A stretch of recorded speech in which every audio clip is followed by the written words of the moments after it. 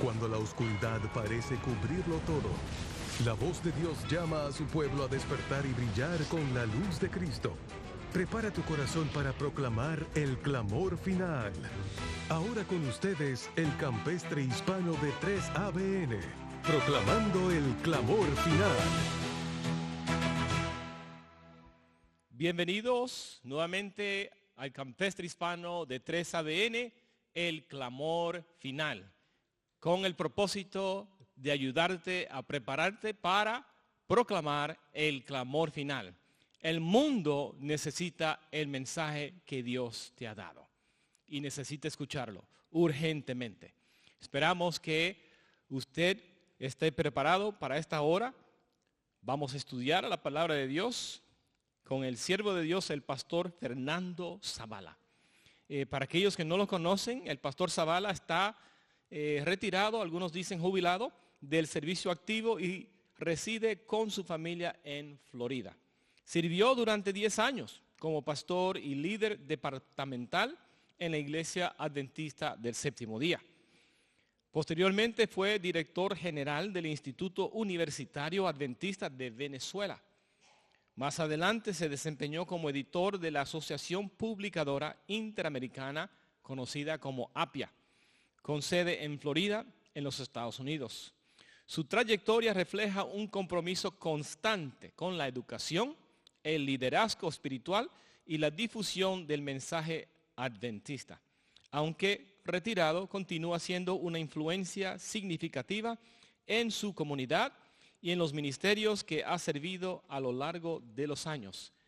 Muchos lo conocen por el libro que escribió, Me casaría contigo de nuevo.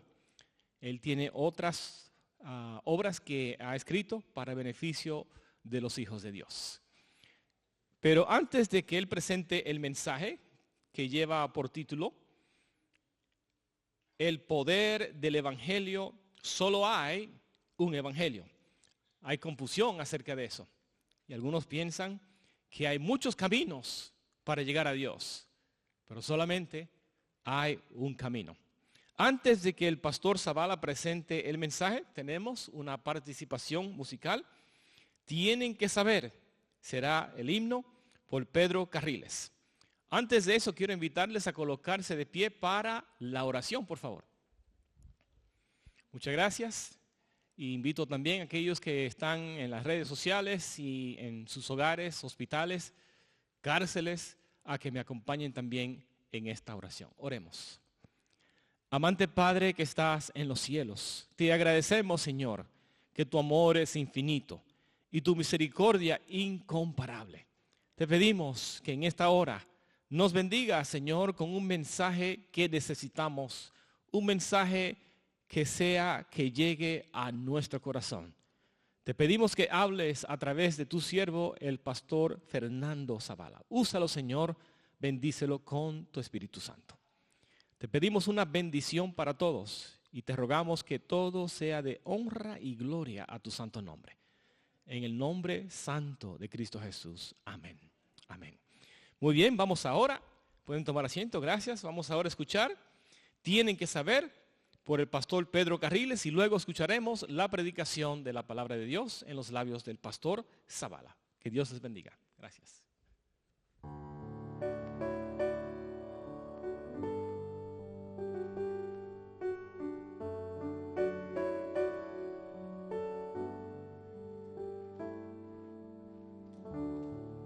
Cada día puedo ver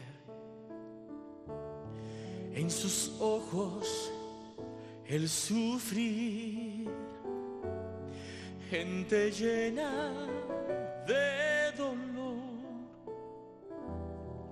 y sin rumbo aquí,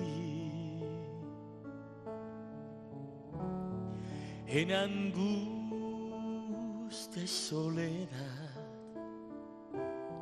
llenos de temor. Risa esconde su aflicción, que solo Cristo ve. Tienen que saber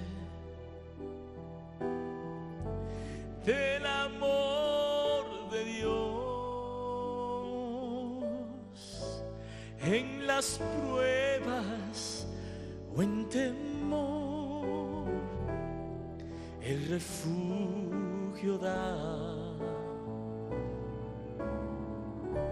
Tienen que saber del amor de Dios, que en Él hay salvación. Tienen que saber.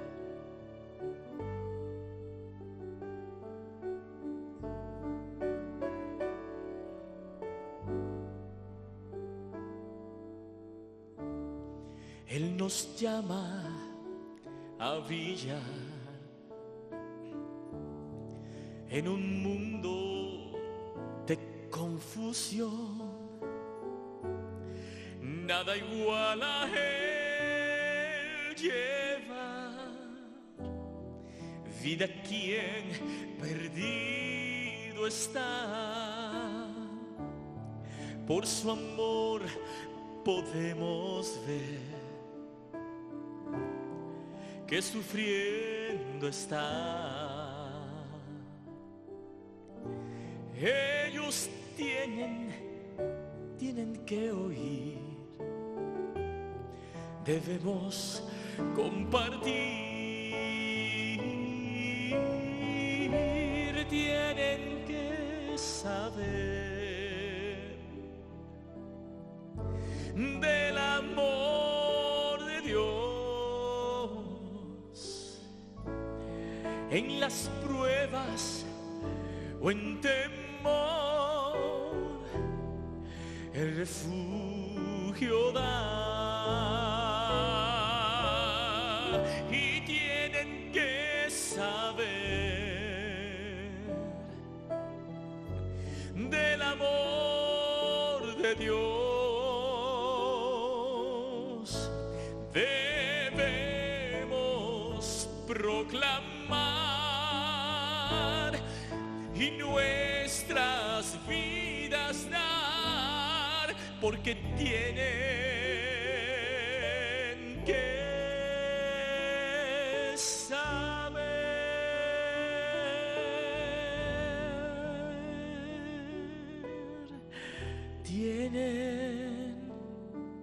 Tienen que saber.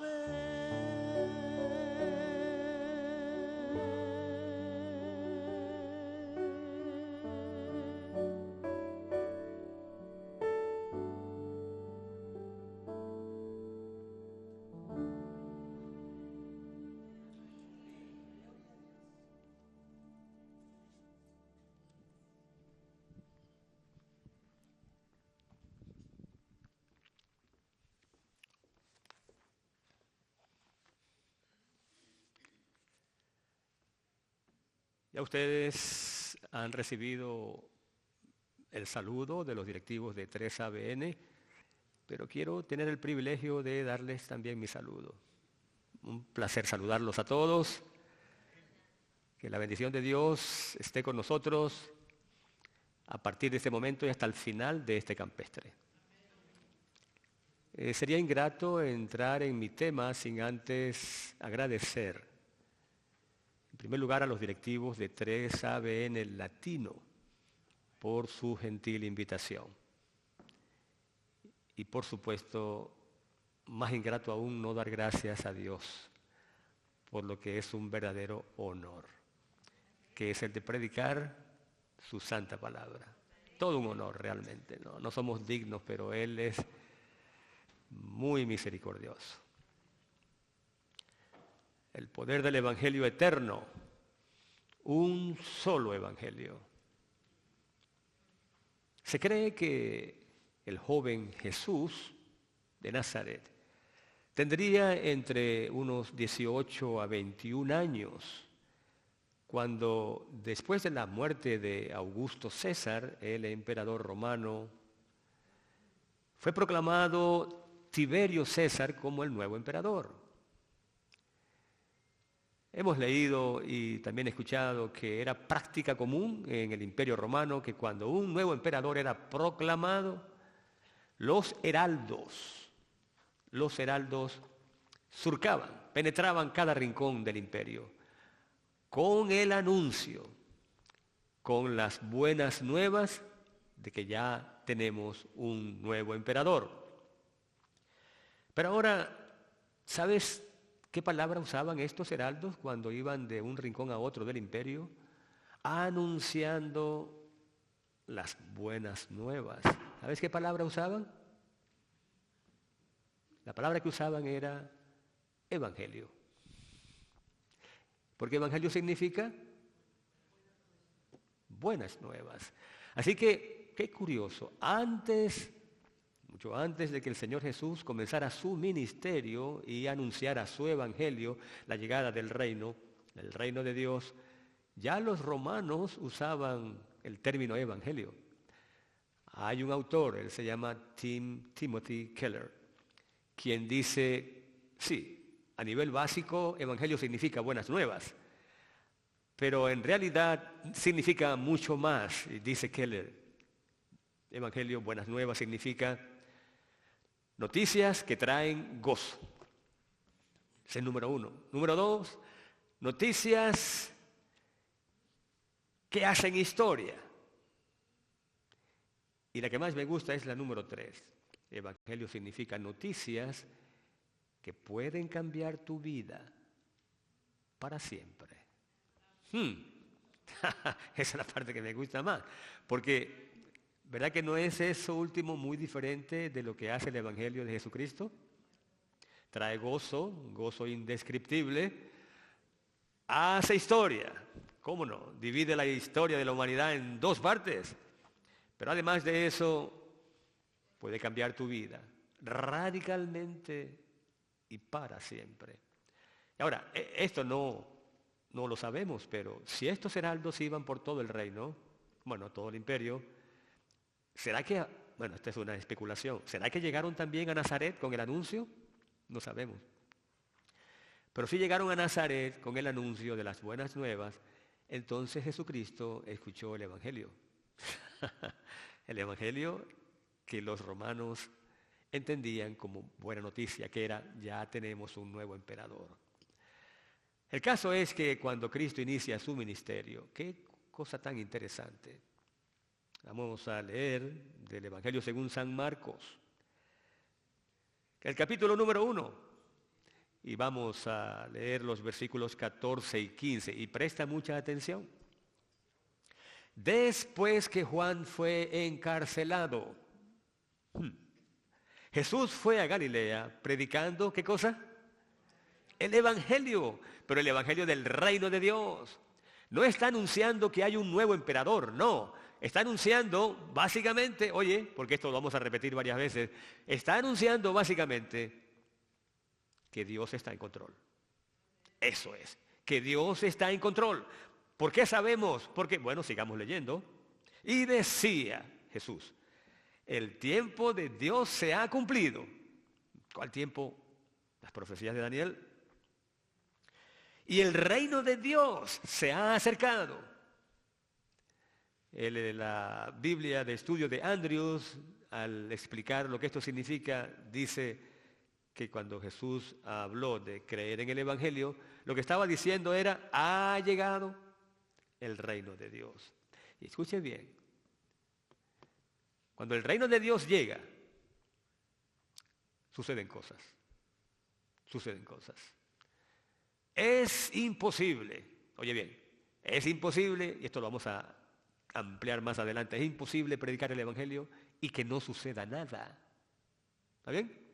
Es imposible, no puede ser. Pero en este caso, cuando Jesús predicó el Evangelio, Él anunció buenas nuevas.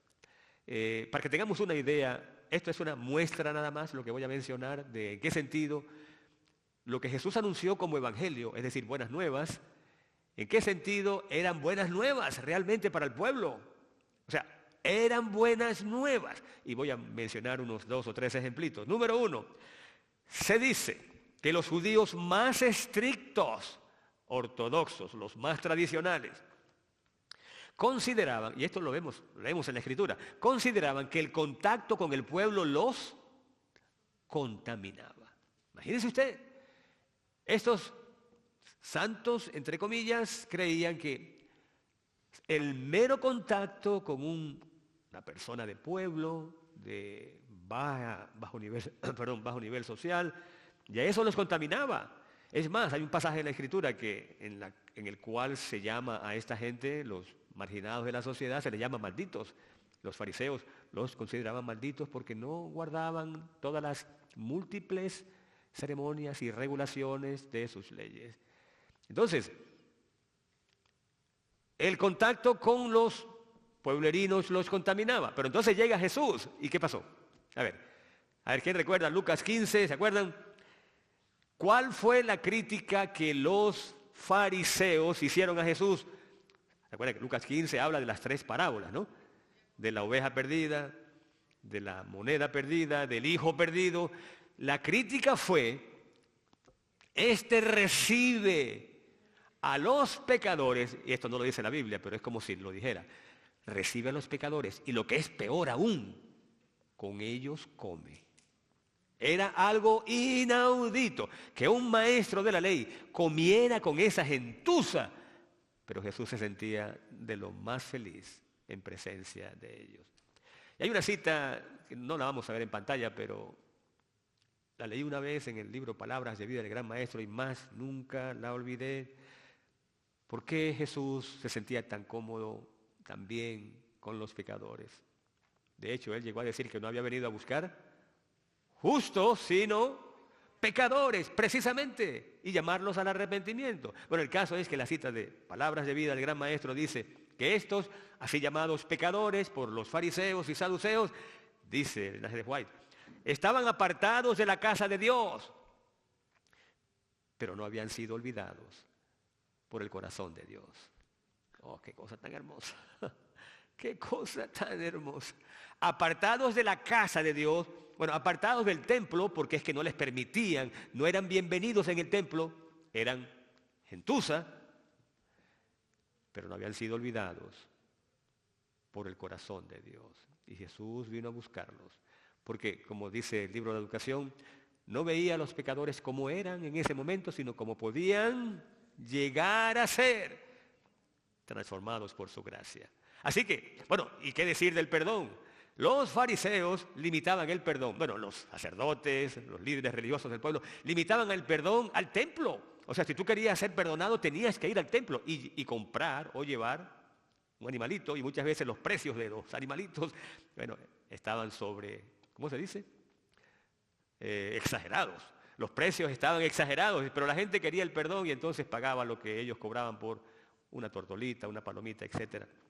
Pero cuando Jesús viene y anuncia que el reino de Dios ha llegado, el perdón no está limitado al templo. Él perdonó a gente en la calle, en las casas. ¿Se acuerdan de aquel paralítico que fue bajado por sus amigos por el techo? Bueno, ¿qué hizo Jesús antes de sanarlo? Primero lo perdonó y eso escandalizó a los líderes religiosos. ¿Cómo puede perdonar? ¿Y cómo puede perdonar si no es Dios? Bueno, el caso es que, y si hablamos de la parte de la salud, de la curación, hay una cita del Espíritu de Profecía que dice que había en ocasiones aldeas enteras, oye bien, aldeas enteras por las que Jesús había pasado, donde no quedaba ni una sola persona enferma. ¡Wow!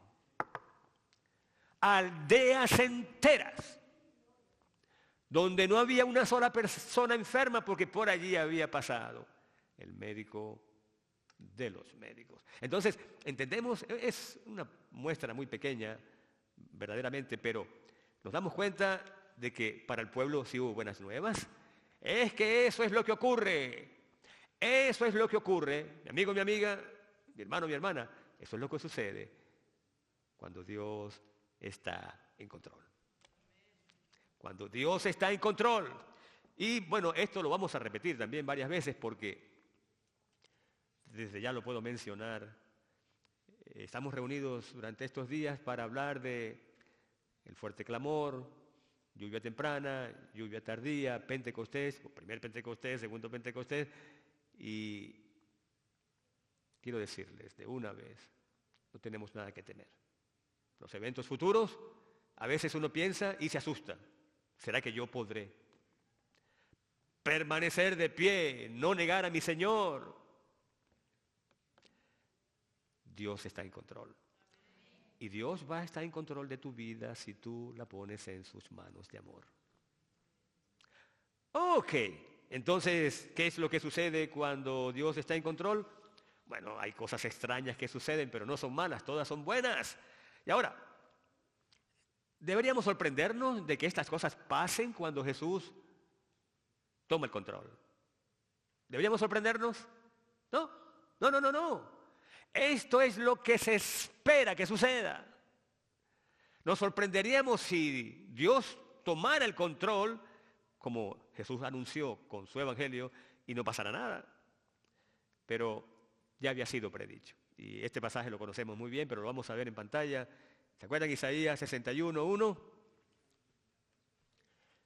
El Espíritu de Jehová, el Señor está sobre mí. Ahí está. ¿Se acuerdan de ese texto? El Espíritu de Jehová, el Señor, está sobre mí. Y ahora, porque me ha ungido Jehová, me ha enviado a predicar. ¿Qué dice allí? ¿Estoy leyendo bien? Oye, me gusta esta versión, porque esta versión dice, porque me ha enviado a predicar. ¿Qué dice allí? Buenas noticias. Noticias de esas que traen gozo. Noticias de esas que hacen historia.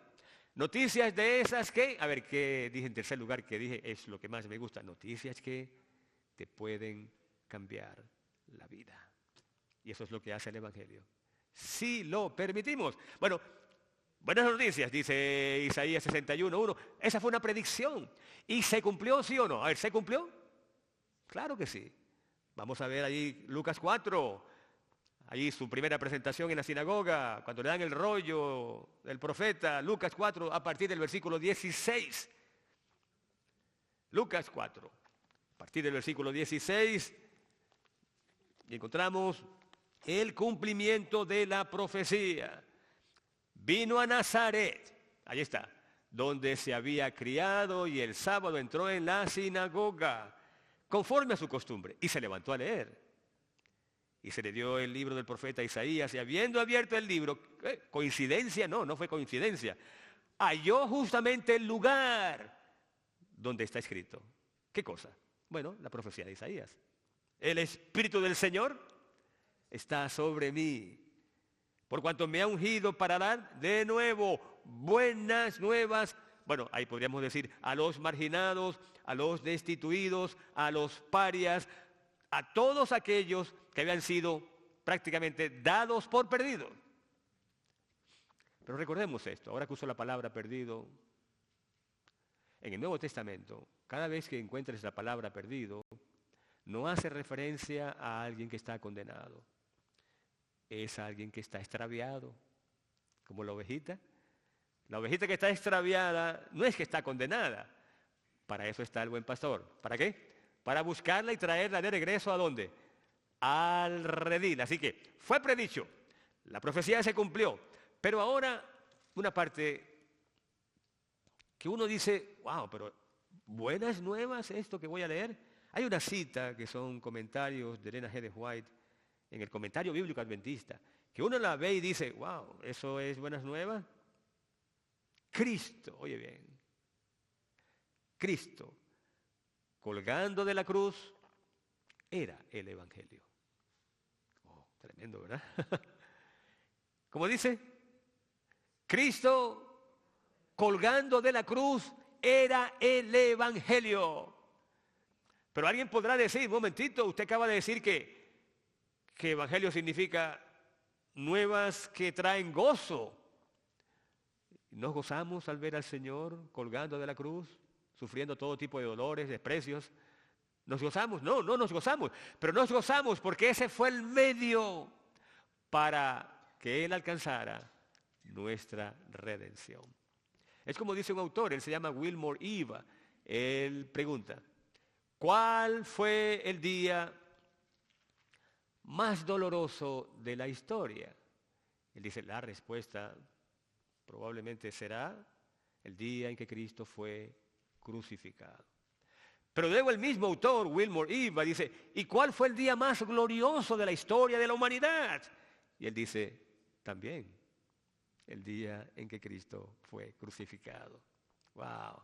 En otras palabras, un precio bien elevado, pero Dios, que es amor, estuvo dispuesto a pagarlo para que tú y yo no nos perdamos, para que nadie se pierda, sino que tengamos, ¿qué cosa? Tengamos vida eterna. Bueno, entonces, Cristo en la cruz, ese era el Evangelio, así mismo. Pero ahora hay un texto que sí quiero leer porque, ¿se acuerdan cuando el apóstol Pablo allá en 1 Corintios 1:24 habló del Cristo crucificado? ¿Te acuerdas qué dijo el apóstol Pablo del Cristo crucificado? Cristo crucificado, poder de Dios y sabiduría de Dios. Ese es el Evangelio. Pero ahora, este sí lo vamos a ver en pantalla, del mismo apóstol Pablo escribiendo a los Corintios, 1 Corintios 15, 1 al 3. Además os declaro, hermanos, el evangelio que os he predicado. Aquí está la palabra. El evangelio que les he predicado, las buenas nuevas, el cual también recibisteis, en el cual también perseveráis, por el cual asimismo retenéis la palabra que os he predicado. ¿Y qué dice allí? Que Cristo murió, más adelante lo dice, que Cristo murió por nuestros pecados conforme a las Escrituras, que fue sepultado y que resucitó al tercer día conforme a las Escrituras. Dicho de otra manera, el Evangelio no es solamente Cristo crucificado, también es Cristo resucitado. Y ahora pregunto, ¿cuál fue el mensaje que los apóstoles, los discípulos predicaron? Y el libro de los Hechos está lleno de eso. ¿Cuál fue el evangelio que los apóstoles predicaron después que Cristo ascendió? ¿Recuerdan ustedes? Él les dijo que debían estar en Jerusalén, permanecer en Jerusalén y esperar, ¿por qué? Por el cumplimiento de la promesa. ¿Cuál promesa? El derramamiento del Espíritu Santo. Ellos esperaron. Y esto debo mencionarlo porque nos va a hacer falta para, bueno, lo que viene más adelante en el futuro. Dice la sierva del Señor, ¿cómo fue que los discípulos se prepararon para ese derramamiento del Espíritu Santo? Bueno, la cita es larga, pero voy a resumirla en 3 partes. Oye bien, ¿qué hicieron los discípulos mientras esperaban el derramamiento del Espíritu Santo? Dice, número 1, buscaron a Dios de todo corazón. Esto vamos a aprenderlo de memoria, porque es lo que se espera que hagamos para recibir el derramamiento del Espíritu en la lluvia tardía. Buscaron a Dios de todo corazón, número 1. Número 2, pusieron a un lado sus diferencias. Uno no esperaría que eso apareciera, ¿verdad? O sea que si tú estás peleada o peleado con un hermano de la iglesia, o con un familiar, o con el pastor, eso ocurre, ¿verdad? Poner a un lado todas las diferencias. Y luego, número 3, y entonces humildemente reclamaron el cumplimiento de la promesa. Así, 3 cositas. Número 1, buscaron a Dios de todo corazón. Número 2, pusieron a un lado todas sus diferencias. Y número 3, entonces humildemente reclamaron el cumplimiento de la promesa. ¿Y cuál fue el resultado? Wow. Bueno, el libro de los Hechos. Ese libro de los Hechos es apasionante porque allí hay movimiento de principio a fin. Allí hay movimiento, pero sobre todo hay poder. Un despliegue de poder nunca visto. Bueno, quizás durante el Éxodo, ¿verdad? Hay un despliegue de poder también grandioso, pero en el libro de los Hechos, mira, solamente así por encimita.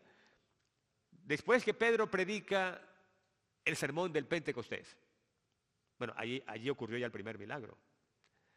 Porque que Pedro predicara, uno escucha a Pedro predicar el sermón del Pentecostés y uno dice, ¿será que ese es el mismo Pedro? ¿El mismo que negó al Señor? ¿Y qué dices tú? ¿Es el mismo Pedro? Bueno, en cierta forma, sí, en un sentido sí, es el mismo Pedro, pero es un Pedro transformado. ¿Transformado por qué? porque sobre él, al igual que sobre todos los discípulos, descendió, ¿qué cosa? El poder del Espíritu Santo. Y el resultado fue, a ver, ¿cuántas almas se añadieron en un día a la iglesia? 3,000 almas. Bueno, ya allí eso es milagroso, porque no había pasado mucho tiempo desde que Cristo había sido crucificado. 3,000 almas se añadieron a la iglesia. Eso está en el capítulo número 2. Pero si vas al capítulo 3, allí, ¿se acuerdan el milagro de la curación del cojo? ¿Se acuerdan? Pedro, el mismo Pedro, le dice al hombre que está esperando una limosna, no tengo plata ni tengo, ¿qué cosa? Ni tengo oro, pero lo que tengo te doy. ¿Y qué cosa le dio? Bueno, mucho más que la plata y el oro que podía darle. En el nombre, esto es precioso, en el nombre de Jesucristo de Nazaret, levántate y anda. Bueno, más tarde los apresaron, los encarcelaron, y más vale que no, porque en lugar de menguar el fervor de los discípulos, no, Señor, en lugar de acobardarse, porque podían encarcelarlos de nuevo, no. Lo que sucedió fue que se llenaron de mayor vigor, mayor celo. Y entonces, ese capítulo termina, el 4. Ya no fueron 3,000 los que se añadieron, sino, ¿cuántos? ¿Quién recuerda? 5,000. Pero dice 5,000 hombres. Y siempre hay más conversos entre las mujeres, ¿se han dado cuenta? Siempre hay más conversos entre las mujeres. Así que 5,000 hombres, más las mujeres. Podemos estar hablando de, bueno, quién sabe, más de 10,000, fácilmente. Los encarcelaron y eso de nada sirvió. Porque estaban investidos ¿de qué? De poder, de poder. Por cierto que leí hace tiempo un relato escrito por un autor, bueno, uno de mis autores favoritos. Yo tengo aquí la cita. Él se llama, ¿han escuchado hablar de H.M.S. Richards? Óigame, hay que leerlo.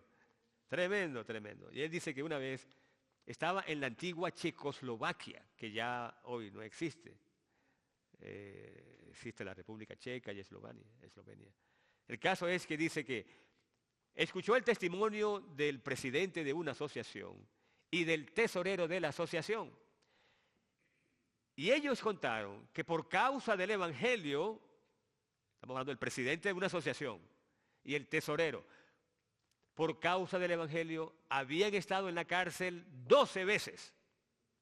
Óigame. Cualquiera diría, pero, ¿qué es que te gusta estar en la cárcel? No, es que no podían callar, no podían dejar de predicar lo que habían visto y oído. En otras palabras, nadie podía frenarlos. Entonces, Richards, que estaba allí, cuando escuchó ese testimonio, dijo, yo no debería estar aquí. Ellos deberían estar aquí y yo allá sentado escuchándolos.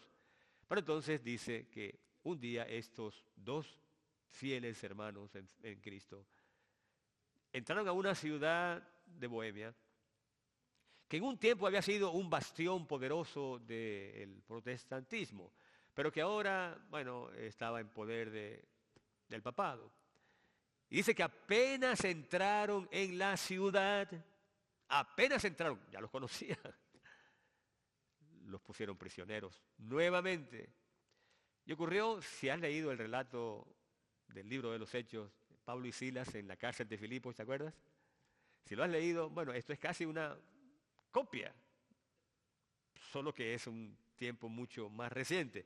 Y dice que estando en la cárcel, empezaron a cantar y empezaron a orar. Entonces, el carcelero, pero esto es como estar leyendo el relato en el libro de los Hechos. Entonces, el carcelero, viendo lo que estaba ocurriendo, se les acercó y les dijo, he tenido aquí comunistas, nazis, asesinos y toda clase de gente mala. Maldicen, juran, gritan, pero nunca tuve a nadie aquí que orara y cantara himnos. ¿Quiénes son ustedes? ¿Quiénes son ustedes? Entonces ellos dicen, somos ministros de Dios, predicadores del Evangelio. Oh, dice el carcelero, ¿saben qué? A mi esposa le gustaría escuchar esos signos y cantarlos. Entonces esperó que fuera de noche, que los demás presos se acostaran, se durmieran y los sacó. Los sacó de la cárcel y los llevó a su casa. Le dijo a la esposa que preparara una sopa caliente. Les preguntó, ¿quieren comer? Y dice, oh, claro, ¿cómo no vamos a querer comer? Entonces comieron y empezaron a cantar. La noche siguiente, cuando todos los demás presos se durmieron, se repitió la operación, el carcelero los sacaba y los llevaba a su casa. Y nuevamente cantaban himnos, lloraban. Bueno, para cortar la historia, porque ya te puedes imaginar el final, dice el relato que el carcelero se convirtió. Y la esposa también. Pero dice más, dice, ese carcelero más tarde llegó a ser el primer anciano. El primer anciano de una iglesia que se estableció, bueno, podríamos decir, en la silla de Satanás. El primer anciano, o sea, se bautizó el carcelero, su familia, se fundó una iglesia y el carcelero llegó a ser el primer anciano. El relato me gusta mucho, pero me gusta tanto el final de lo que dice Richards como el relato en sí. Porque escuchen lo que dice Richards.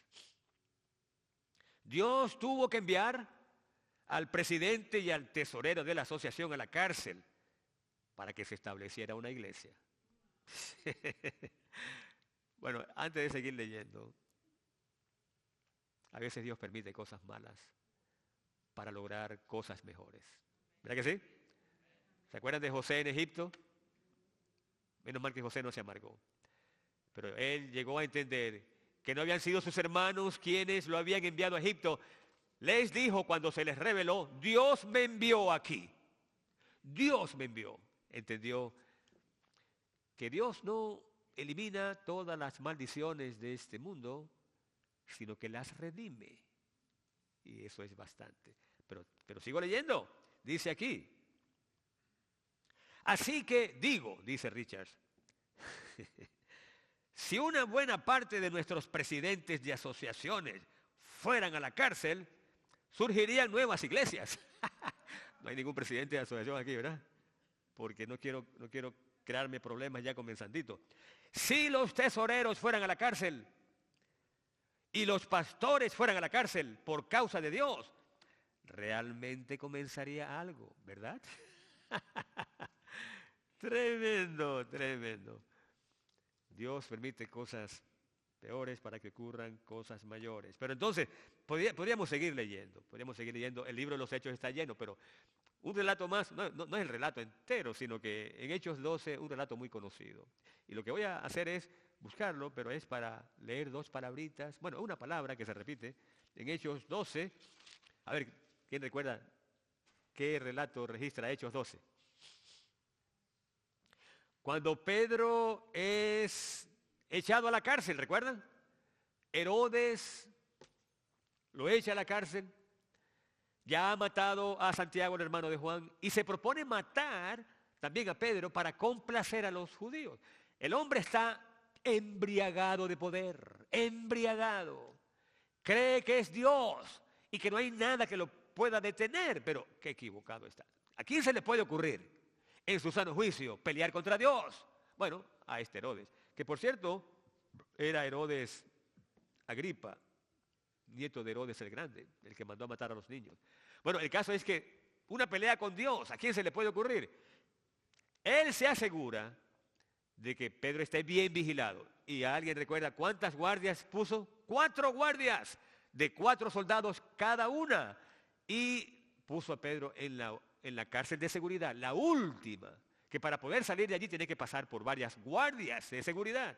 Bueno, el caso es que, escucha, la palabrita es pero, así mismo.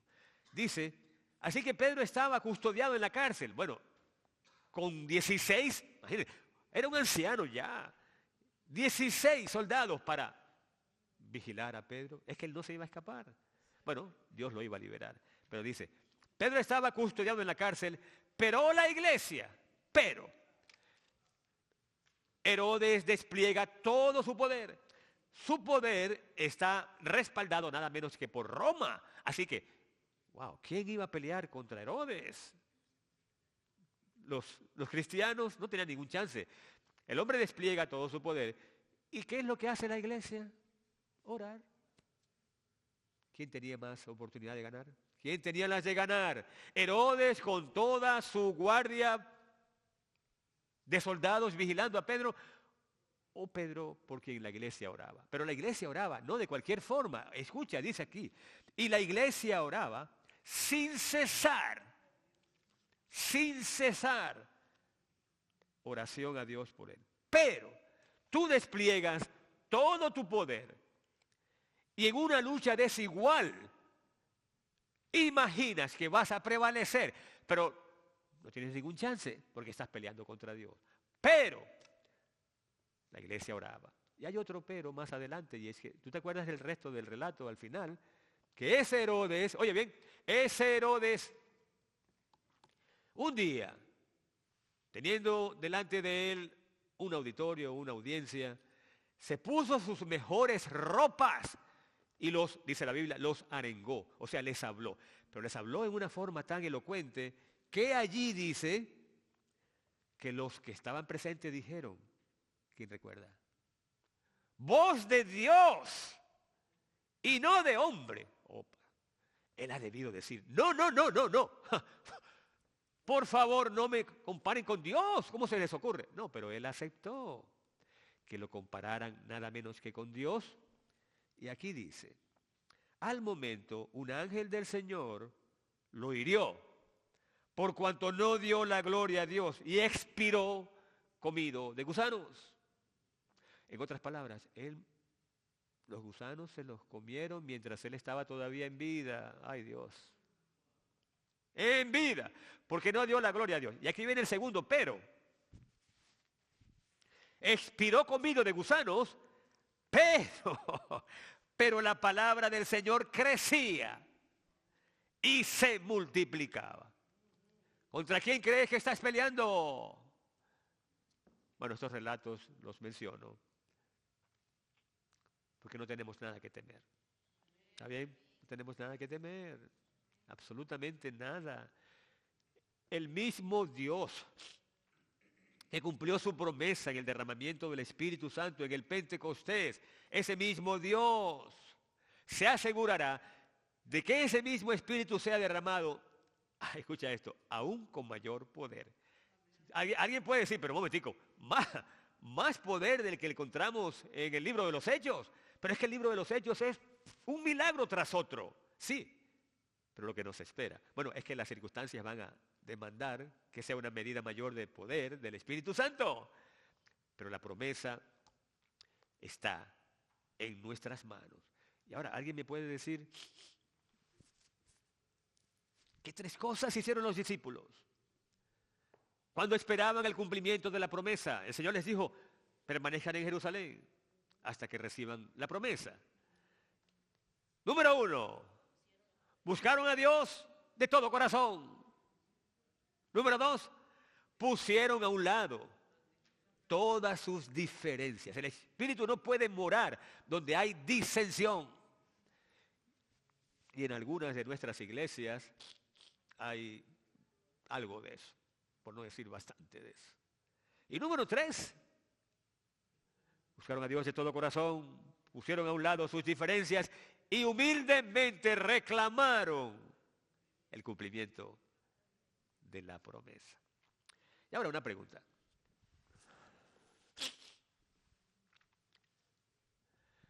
El libro de los Hechos está lleno de milagros, pero milagros que, wow, Dios tiene tanto poder y ese poder lo ha puesto a disposición de su iglesia. ¡Qué privilegio! Pedro predica y 3,000 se bautizan. Pablo y Silas en la cárcel de Filipos cantan alabanzas a Dios. Y un terremoto prácticamente hace que las cadenas se suelten, se caigan. Y los soldados, los presos allí permanecen. La pregunta es,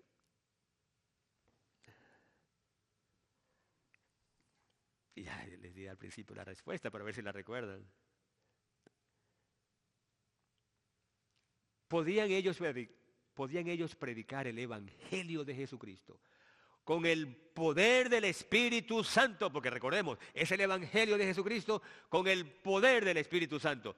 ¿Podían ellos predicar así y que no pasara nada? ¿Podía eso ocurrir? ¡No! ¡Jamás! Imposible. No puedes predicar el Evangelio de Jesucristo con el poder del Espíritu Santo y que nada suceda. Y aquí viene una historia que se atribuye a Charles Spurgeon y que cuenta el mismo H.M.S. Richards en su libro Apacienta mis ovejas. Dice Richards, contando la historia de Spurgeon, que él tenía, Spurgeon, una escuela de predicadores en Londres. Y parte de la enseñanza a los alumnos consistía no solamente en que aprendieran a predicar, sino que salieran a predicar el Evangelio de Jesucristo a la calle. Un día regresa uno de sus alumnos y Spurgeon le pregunta, ¿cómo te fue? Y entonces dice el alumno, oh, pastor, me fue maravillosamente bien. Entonces Spurgeon le dice, oh, ok. ¿Hubo un reavivamiento? Oh, no. Pero me fue muy bien. ¿Alguien se enojó? Ahí está. ¿Hubo un reavivamiento? Oh, no. ¿Alguien se enojó? Oh, por supuesto que no. Entonces le dice Spurgeon, si no hubo un reavivamiento y tampoco hubo un tumulto, entonces no lograste nada. Porque cuando se predica el Evangelio, algo sucede. Y el libro de los Hechos es fiel testimonio de que el mismo poder que asistió a los discípulos va a ser derramado en forma aún mayor en los últimos días. Y ahora sí, voy a ir cerrando. Y voy a hacerlo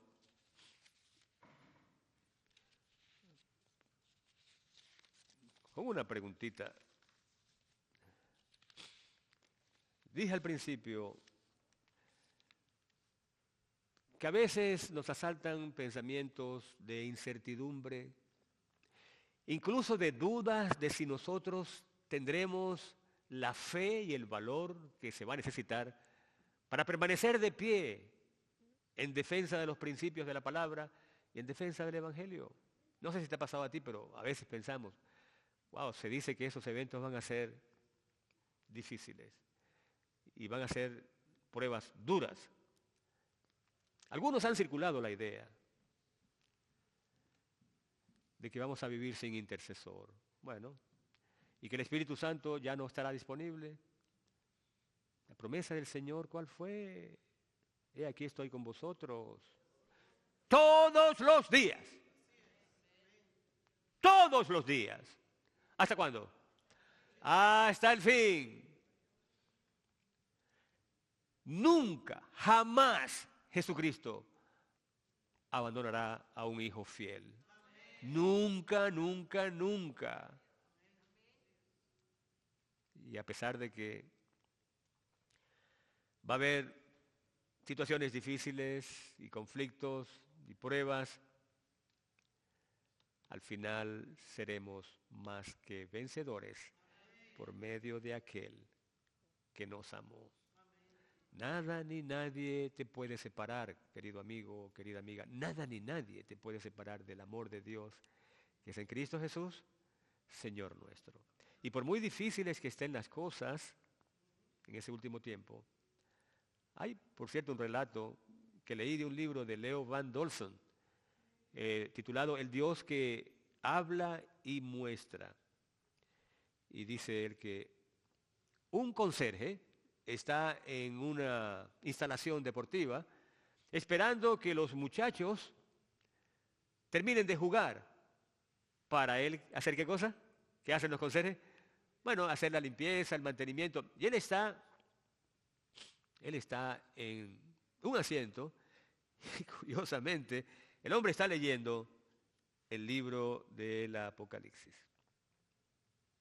Entonces, uno de los jugadores, que al parecer tenía confianza con este conserje, se le acerca y entonces se asoma así y ve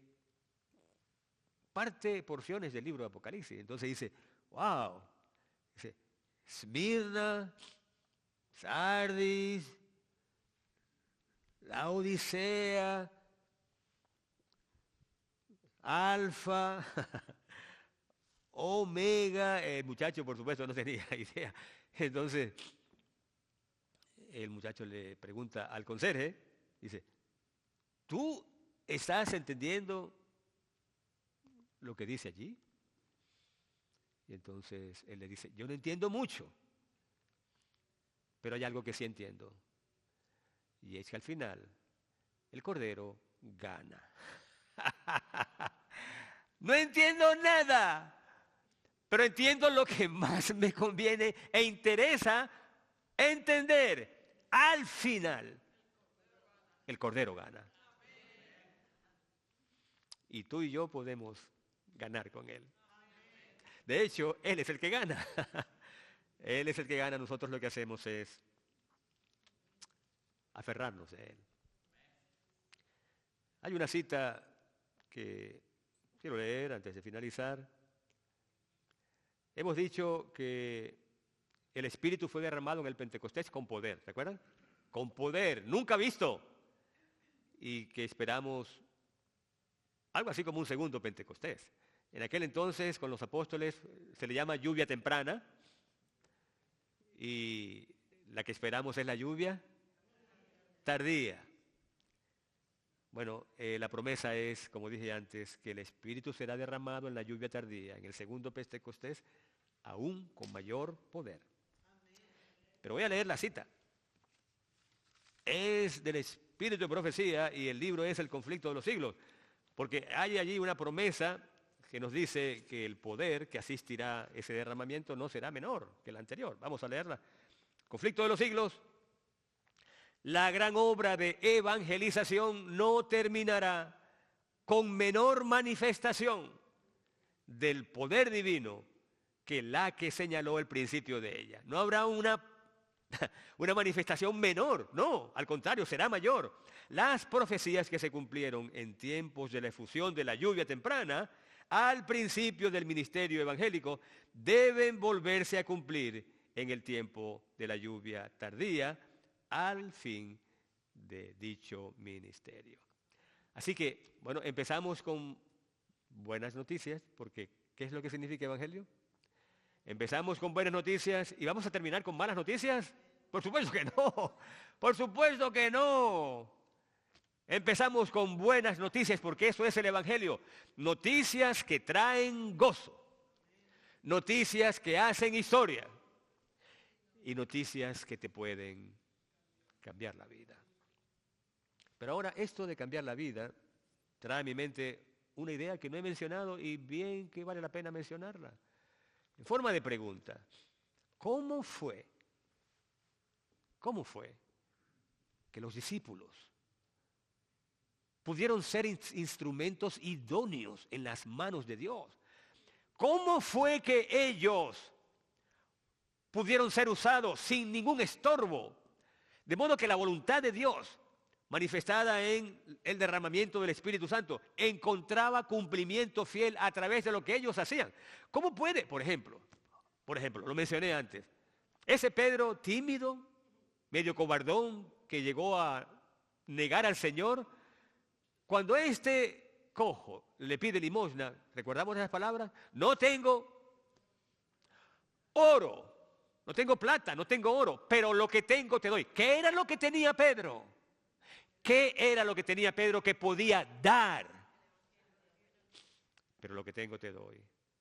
En el nombre, wow, en el nombre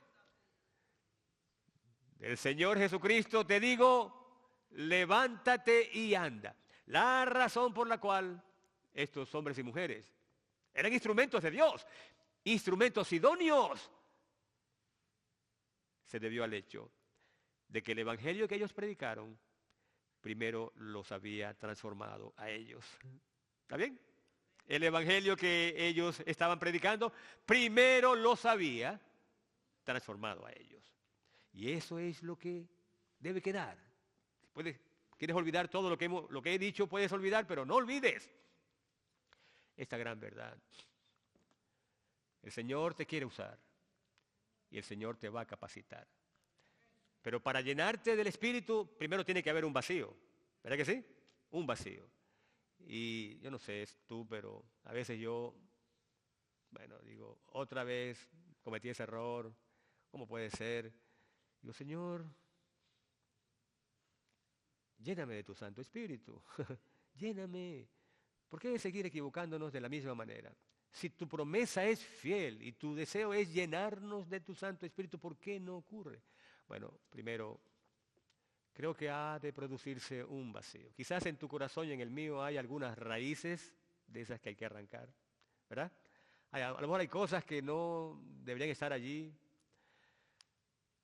Lo ideal sería, esto es una figura, es como una metáfora.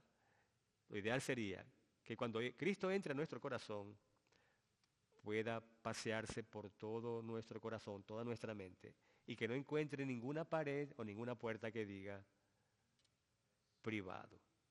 En otras palabras, que Él pueda establecer en nuestra mente su trono y ser Rey y Señor de nuestra vida. Cuando eso ocurra, el Evangelio que nos ha transformado a nosotros, entonces también transformará a otros. Y juntos levantaremos esa cruz preciosa. Y yo, si fuere levantado de la tierra, a todos atraeré a mí mismo. Que el Señor nos bendiga. Vamos a escuchar ahora una pieza musical.